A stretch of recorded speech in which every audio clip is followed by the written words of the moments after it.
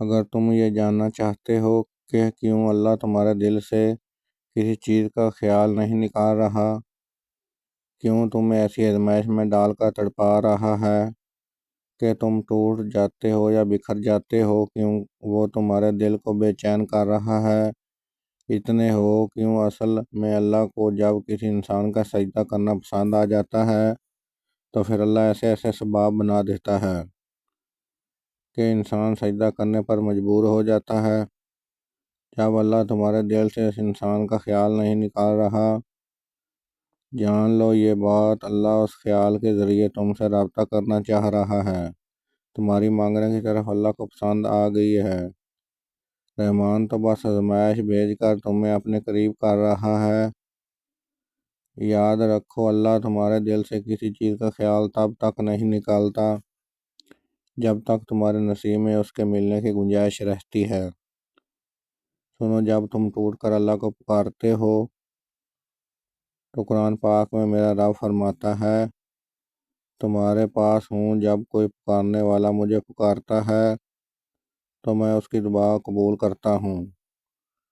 جان بھی نہیں سکتے کہ جن مشکل میں تم صبر کر رہے ہوتے ہو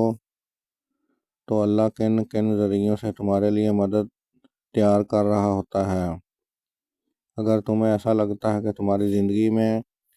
کچھ بھی بے مقصد ہو رہا ہے تو سنو، در سے تم گزر رہے ہوتے ہو، میں جانتا ہوں اس وقت برداشت کرنا مشکل ہوتا ہے، مگر رحمان تمہاری منزل کو تمہاری سوچ سے بھی زیادہ خوبصورت رکھتا ہے۔ سنو، اللہ کی محبت اتنی خاص ہے کہ اگر تم جائے نماز پر صرف سر جھکا کر بیٹھے رہو، کچھ نہ بھی بولو، رحمان تمہاری اس خاموشی کو سمجھ لے گا۔ وہ مہربان کچھ لمحوں بعد تمہارے دل میں ایسا سکون اتار دے گا کہ تمہیں لگے گا کہ اللہ نے تمہارے پریشانی دل کو سمجھا دیا ہو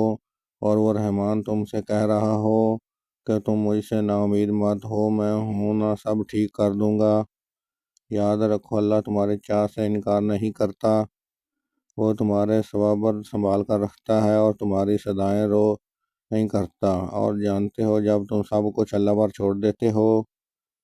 تو اللہ بھی تمہارے یقین کو قائم رکھتا ہے اور جلدی ہی تمہاری ساری مشکلات ختم ہو جائیں گی، تمہاری ہر دعا قبول کر لی جائے گی، وہ تمہارا ہر انشاءاللہ الحمدللہ میں بدل دیا جائے گا، آمین۔ ویوز، میری اس ویڈیو سے آپ کو سمجھ آئے تو کمنٹ میں ضرور بتائیے گا اور ویڈیو کو لائک، شیئر، چینل سبسکرائب کیجیے گا۔ جزاک اللہ خیر۔